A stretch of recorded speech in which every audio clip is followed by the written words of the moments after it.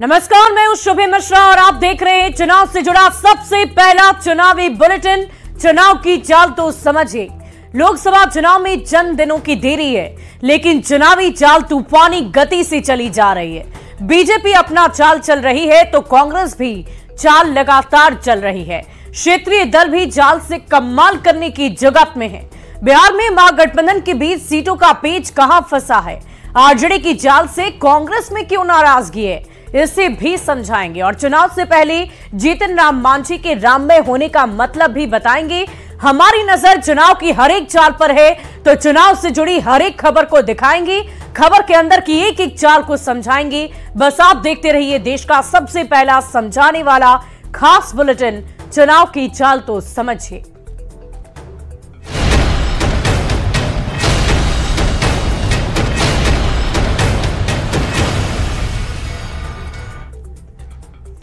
और बिहार में महागठबंधन में सीट शेयरिंग को लेकर सहयोगी दलों में नाराजगी साफ देखी जा रही है। आरजेडी के लगातार सिंबल बांटे जाने से कांग्रेस काफी नाराज है। निखिल कुमार ने फिर से आरजेडी के रवैये पर नाराजगी जताई है। वहीं विपक्षी गठबंधन में सीटों का गणित नहीं सुलझ पाने को लेकर एनडीए के नेता उस पर तंज कस रहे हैं। राजद ने अपने किसी उम्मीदवार को सिंबल दे दिया है, तो ये तो गलत हुआ है। सीट शेयरिंग को लेकर महागठबंधन में सिर फुटअव्वल जारी है। आरजेडी अपने उम्मीदवारों को लगातार सिंबल बांट रहा है। ऐसे में कांग्रेस में असंतोष गहराता जा रहा है। औरंगाबाद से कांग्रेस प्रत्याशी निखिल कुमार ने एक बार फिर नाराजगी जताते हुए कहा कि कांग्रेस आलाकमान यदि अब भी तय करे तो वो औरंगाबाद से चुनाव लड़ेंगे। निखिल कुमार के आवास पर पहुंचे समर्थकों ने आरजेडी के फैसले पर नाराजगी जताई है। एक सम्मिलित रूप से फैसला होना चाहिए था, वो नहीं हुआ है, क्योंकि सुना है कि राजद ने अपने किसी उम्मीदवार को सिंबल दे दिया है, तो ये तो गलत हुआ है। तो इस बात पर हमारी हाई कमांड यानी आला कमान दिल्ली में बात कर रही है। उनकी बैठक चल रही है। जैसे ही खत्म होगी बैठक हम लोगों को पता लगेगा क्या फैसला हुआ है, फिर वैसे ही करेंगे। जैसे ही इन्होंने ये खबर चलाई, आप लोगों ने, मीडिया वालों ने, कि अभय कुशवाहा को मिला और उनका जो नृत्य करते वाला वीडियो था और ये सब, तो अचानक से कहाँ निखिल कुमार कांग्रेस के और कहाँ इस तरह के प्रत्याशी का हुआ, तो आक्रोश हो गया। तो हजारों की संख्या में परेशान होकर के हमने मीटिंग बुलाई है और मीटिंग में सभी कार्यकर्ताओं का एक निर्णय है कि ये गांधी का जिला है, गांधीवाद का जिला है। ये चाल, चरित्र और चेहरा निखिल कुमार जी का ये सबको पता है। जाहिर है इंडिया अलायंस में सिर फुटअव्वल है। दावा गठबंधन में सीट शेयरिंग के अंतिम दौर में होने का किया जा रहा है। कहा जा रहा है कि बहुत जल्द सीट शेयरिंग का फॉर्मूला सामने आएगा। कभी भी ऐलान हो सकता है, पर इन सब के बीच आरजेडी की ओर से लगातार पार्टी सिंबल बांटे जा रहे हैं। खबर है कि पाटलिपुत्र सीट के लिए मीसा भारती को आरजेडी से सिंबल मिल गया है। हालांकि औपचारिक रूप से कोई तस्वीर सामने नहीं आई है, लेकिन सूत्र बताते हैं कि महागठबंधन में सीट शेयरिंग के तहत मिली माले को 3 सीट कंफर्म हो गई है। 3 सीट देने पर आरजेडी सहमत हो गया है, पर लेफ्ट पार्टी एक और सीट की मांग पर अड़ी है। इधर इंडिया अलायंस में सीटों के पेंच पर जेडीयू तंज कस रहा है। पार्टी के मुख्य प्रवक्ता केसी त्यागी कह रहे हैं कि आरजेडी और कांग्रेस में सिर फुटअव्वल है। आरजेडी को 2024 में एक भी सीट नहीं मिलेगी। इन दोनों में न सिर्फ सिर फुटअव्वल है, बल्कि 2009 का याद कीजिए। लालू यादव जी ने गठबंधन नहीं किया, ये सोच करके कि Congress party vote Kathua party बन करके रह जाएगी, और उसी का नतीजा है कि आज आरजेडी की लोकसभा में एक भी सीट नहीं है। और होपफुली जो 2024 वाली लोकसभा है उसमें भी कोई सीट नहीं होगी। लोकसभा चुनाव से पहले जिस तरह से सीटों का गणित महागठबंधन के लिए उलझ रहा है, सहयोगी आपस में ही भड़ास निकाल रहे हैं, उस पर सत्ता पक्ष तंज कस रहा है। दावों के बीच सभी की नजर महागठबंधन के सीट शेयरिंग के ऐलान पर टिकी है। न्यूज़ 18 के लिए पटना से संजय कुमार के साथ ब्यूरो रिपोर्ट।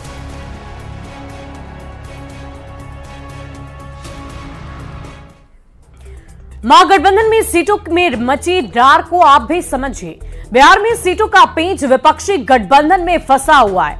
आरजेडी अध्यक्ष लालू प्रसाद लगातार सिंबल बांट रहे हैं। सीटों के बंटवारे से पहले ही उम्मीदवार तय कर रहे हैं। आरजेडी की चाल को लेकर कांग्रेस में गहरी नाराजगी है।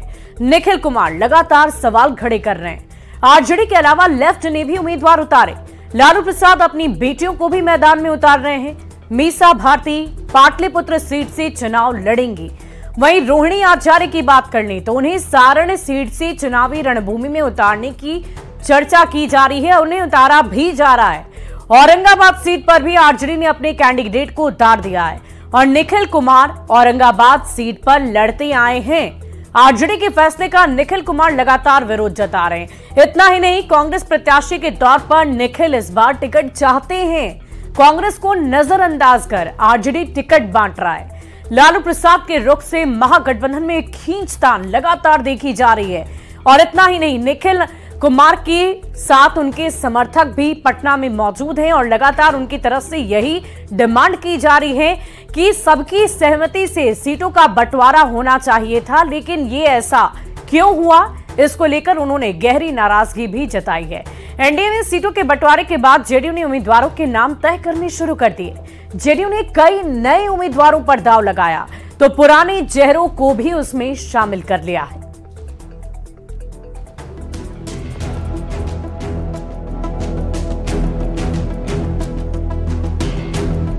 बिहार में एनडीए में सीटों पर सहमति बन गई है और अपने अपने फार्मूले पर शामिल दलों ने प्रत्याशियों का चयन करना शुरू कर दिया। 16 सीट पर लोकसभा चुनाव लड़ रही जेडीयू बारी बारी से अपने उन चुनिंदा चेहरों को बुलावा भेजना शुरू कर चुकी है। इसी कड़ी में लवली आनंद नीतीश कुमार से मिलने पहुंची। शिवहर लोकसभा सीट से लवली आनंद जेडीयू की प्रत्याशी होंगी। हालांकि लवली आनंद इसे जनता की मांग और उन पर जनता का भरोसा बता रही है। परिवार के हैं, मतलब जेडीयू में हम आए हैं तो मुलाकात तो पहले भी होते रही है। अभी तो अब इसमें आने के बाद पहली मुलाकात है हमारी। शिवहर के बारे में चर्चा कि आप वहाँ से उम्मीदवार हो रही हैं। अब देखिए ये सब कुछ ना अनाउंसमेंट हो ही जाएगा 1-2 दिन के अंदर अंदर। जहाँ मतलब वो तो पहले से भी हमारा घर रहा है शिवहर, लेकिन जहाँ से भी होगा 1-2 दिन में अनाउंसमेंट हो जाएगा। और अब तो शिवहर तो मिला ही है, आप जानते ही हैं। जीत हार की परवाह किए बिना भी हम शिवहर में लड़ते रहे हैं। इनके अनुपस्थिति में भी संभाले हैं तो लोगों के दिल में हम बसते हैं वहाँ पर। जेडीयू अपने उम्मीदवारों को लेकर फूंक फूंक कर फैसले ले रहा है। 44 सीटों को जीतने का दावा करने वाली जेडीयू ने सीतामढ़ी से देवेश चंद्र ठाकुर पर भरोसा जताया है तो सिवान से लक्ष्मी कुशवाहा को मैदान में उतारने का मन बनाया है। वहीं किशनगंज से मास्टर मुजाहिद को टिकट मिलने की पूरी संभावना दिख रही है। हम लोग सारे लोग गए थे, पूर्व मंत्री नौशाद आलम साहब, पूर्व विधायक शबाज जफर साहब, और हम लोगों को ये क्या कि अभी से लग जाइए। और हर हाल में किशनगंज सीट पिछले बार 34,000 से पीछे रह गए थे, इस बार कोई चूक नहीं रहना चाहिए। जो भी विकास का काम रुका हुआ वो सबको हम लोग पूरा करें। पिछले बार जेडीयू नहीं जीत पाई थी और इस बार कांग्रेस भी है, वहाँ पे एमआईएम भी है, उसमें एनडीए के लिए कितना स्कोप बचता है? बहुत ही स्कोप है। हम लोग काम किए, हमारे नेता काम किए हैं। जेडीयू खेमे में कई सांसदों के टिकट कट गए हैं। महाबली सिंह, विजय मांझी, कविता सिंह और सुनील कुमार पिंटू का टिकट भी कट गया है। जेडीयू की रणनीति में उन उम्मीदवारों को जगह मिली है जो केवल चुनाव लड़े नहीं बल्कि चुनाव में जीत भी दिलवा सकें। आनंद अमृतराज, न्यूज़ 18 पटना। और जेडीयू की लिस्ट में फेरबदल के मायने को आप भी समझिए। जेडीयू की ओर से उम्मीदवारी लगभग तय की जा चुकी है। ज्यादातर प्रत्याशियों के नाम तय कर दिए गए हैं। पार्टी की ओर से कई सिटिंग सांसद के टिकट काटे गए, कुछ नए तो ज्यादातर पुराने कैंडिडेट पर भरोसा जताया गया है। पार्टी की ओर से बहुत ही ज्यादा सोच समझकर प्रत्याशियों के नामों का ऐलान किया गया है। जेडीयू ने लवली आनंद को शिवहर से टिकट दिया है। देवेश चंद्र ठाकुर को सीतामढ़ी से टिकट मिला है। महाबली सिंह, सुनील पिंटू का टिकट काटा गया है। हालांकि सुनील पिंटू सीतामढ़ी से ही लड़ने की बात कह रहे हैं। कई सांसद का टिकट कटने पर जेडीयू में ऊहापोह की स्थिति है।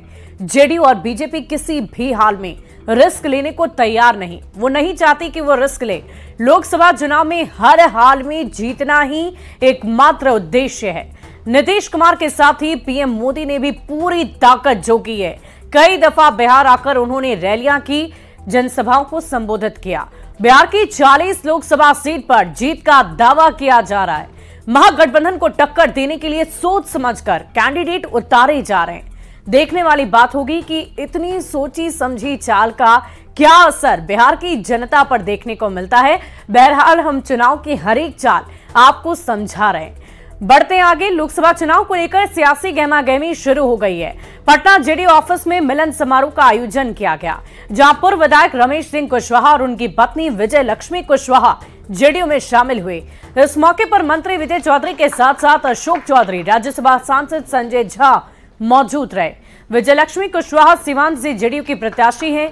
मंत्री विजय चौधरी ने कहा है कि रमेश कुशवाहा और विजय लक्ष्मी कुशवाहा के शामिल होने से जेडीयू को काफी मजबूती मिलेगी।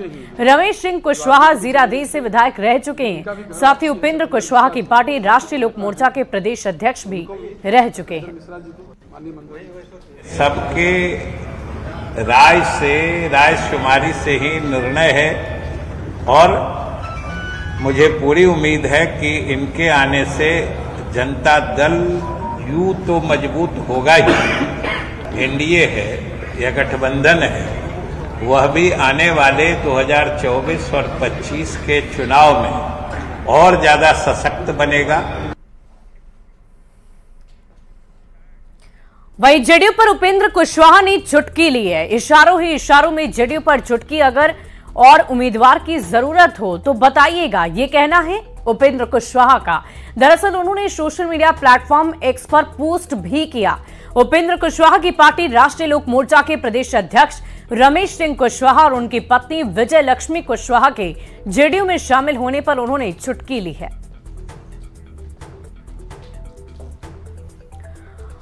और उपेंद्र कुशवाहा को लगे झटके को आप भी समझिए। उपेंद्र कुशवाहा ने जेडीयू से अलग होकर अपनी एक नई पार्टी बनाई, राष्ट्रीय लोक मोर्चा उसे नाम दिया और कुशवाहा ने इस नई पार्टी का खुद गठन किया।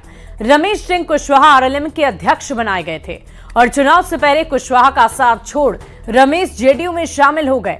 लोकसभा चुनाव से पहले कुशवाहा की पार्टी को बहुत बड़ा झटका लगा। उपेंद्र कुशवाहा ने तंज कसते हुए ट्वीट किया, नीतीश कुमार पर कुशवाहा लीडर को तोड़ने की बात कह डाली और नेता की जरूरत पड़ने पर साथ देने की बात कह डाली। उपेंद्र कुशवाहा की ट्वीट पर सियासत काफी गर्म है। जेडीयू की ओर से कहा गया कि पार्टी और भी ज्यादा मजबूत होगी। तो आप ये समझ सकते हैं कि आगामी लोकसभा चुनाव के मद्देनजर दल बदल का सिलसिला भी लगातार जारी है। बिहार की राजनीति में कुशवाहा फैक्टर की अहमियत सभी को पता है, तभी एनडीए हो या महागठबंधन, इस फैक्टर को समझते हुए कुशवाहा उम्मीदवारों को टिकट बांट रही है। रिपोर्ट के जरिए समझिए कि क्यों चुनावी मौसम में कुशवाहा समाज सियासत का केंद्र बना है।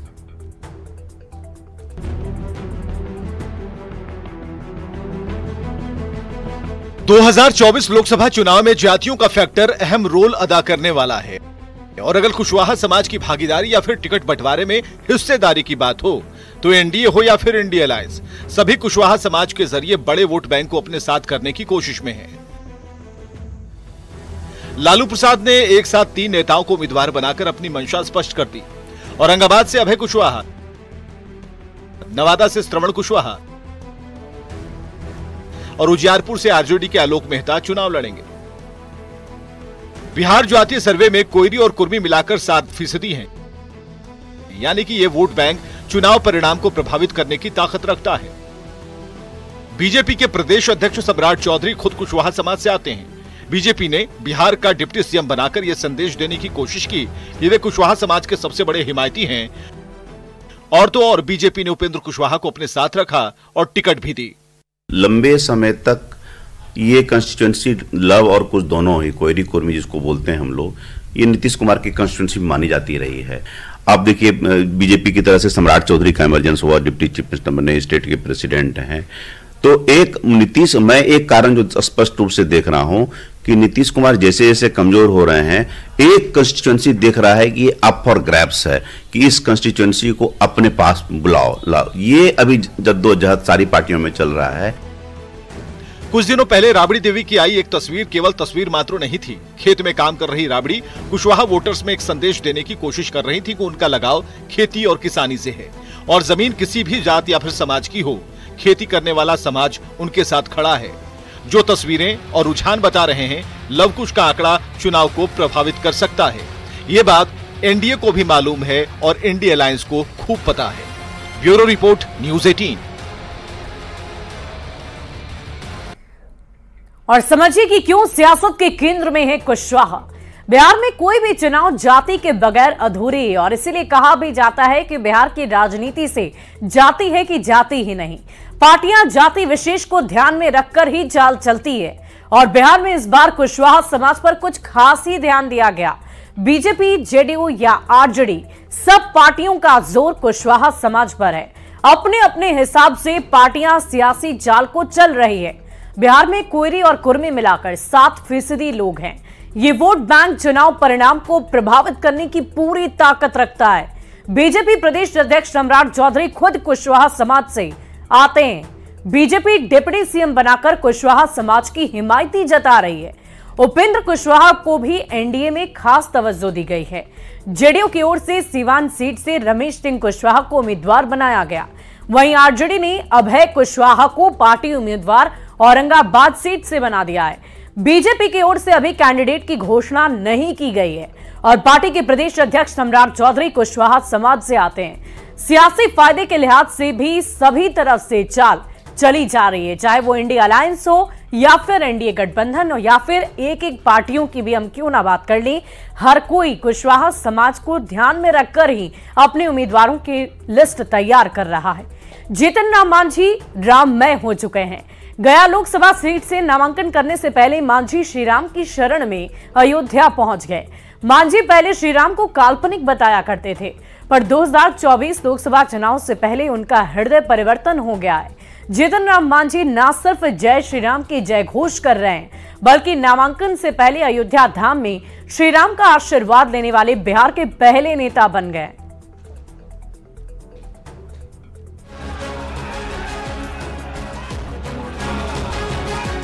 हिंदुस्तानी अवाम मोर्चा के संरक्षक जीतन राम मांझी अब राममय हो चुके हैं।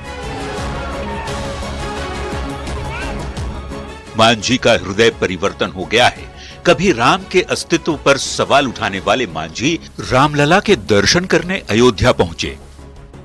रवाना होने से पहले मांझी ने एक तस्वीर शेयर की और लिखा, रामलला दर्शन के लिए निकल चुका हूं, अगली मुलाकात अयोध्या में होगी, जय श्री राम। बता दें, जीतन राम मांझी 28 मार्च को गया लोकसभा सीट से नामांकन करने वाले हैं, लेकिन नॉमिनेशन से पहले मांझी रामलला का आशीर्वाद ले रहे हैं। हम लोग परंपरागत श्री राम जी के भक्त रहे हैं और एक चीज और कहते हैं, हम तो ताना देते हैं समाज को। जो समाज कहता है कि हम राम भक्त हैं, तो कैसा राम भक्त हैं? हम जीतन राम हैं, नाम के साथ राम जोड़ा है। वो लोग शर्मा सिंह आजाद क्यों जोड़ता है? वो लोग भी राम लिखे तब समझे कि राम के भक्त हैं, तो हम तो राम के सच्चा भक्त हैं। राममय हुए जीतन राम मांझी बताते हैं कि अयोध्या धाम के बनने से आध्यात्मिक और आर्थिक दोनों तरह से लाभ मिल रहा है। अनेक एंगल होता है। आज अयोध्या जो बन गई है, अयोध्या सिर्फ रामलला ही वहाँ नहीं विराजे। रामलला के विराजने से आज अंतर्राष्ट्रीय टूरिस्ट पॉइंट बन गया है। लाखों लाख लोगों को वहाँ पर रोजी मिलने जा रही है। बिहार के पूर्व सीएम जीतन राम मांझी ने पहले कहा था कि रामायण की कहानी सत्य पर आधारित नहीं है।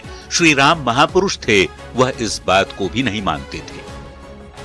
उन्होंने कहा था कि रामायण एक काल्पनिक ग्रंथ है, पर अब मांझी श्री राम की शरण में हैं। वे बिहार के ऐसे पहले नेता हैं जो अयोध्या में श्री राम का दर्शन करके नामांकन करेंगे। विपक्षी गठबंधन के नेताओं ने तो पहले ही अयोध्या जाने से मना कर दिया है। चुनावी मौसम में मांझी के राममय होने पर भी सियासत बेहद गर्म होने वाली है। न्यूज़ 18 के लिए पटना से रवि एस नारायण और गया से एलन लिली के साथ ब्यूरो रिपोर्ट। और मांझी के राममय होने के मायने भी आप समझिए। जीतन राम मांझी अयोध्या धाम जाकर श्री राम के दर्शन किए। नामांकन से ठीक पहले श्री राम की शरण में जीतन राम मांझी पहुंच गए।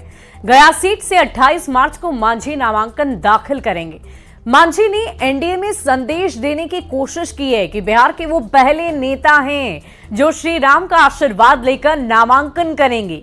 जीतन राम मांझी पहले श्री राम को काल्पनिक भी बता चुके हैं। मांझी ये कहते थे कि रामायण की कहानी सत्य पर आधारित नहीं है। श्री राम महापुरुष थे और इस बात को भी वो नहीं मानते थे। चुनाव से ठीक पहले मांझी का बहुत बड़ा हृदय परिवर्तन हो गया। मांझी अब श्री राम के आशीर्वाद लेने सीधे अयोध्या नगरी पहुंच गए। चुनाव से पहले राम को लेकर फिर से सियासत काफी तेज है। चुनाव में विरोधी पार्टियां इसे मुद्दा बनाती रही हैं। इंडी गठबंधन के कोई भी सदस्य अयोध्या नहीं गए हैं। रामलला की प्राण प्रतिष्ठा का भी बहिष्कार किया है और अब मांझी ने अयोध्या जाकर सियासी संकेत दे दिए हैं कि वो राम के कितने करीब हैं। फिलहाल इस खास बुलेटिन में हमारे अभी इतना ही। आप देखते रहिए न्यूज़ 18 बिहार झारखंड।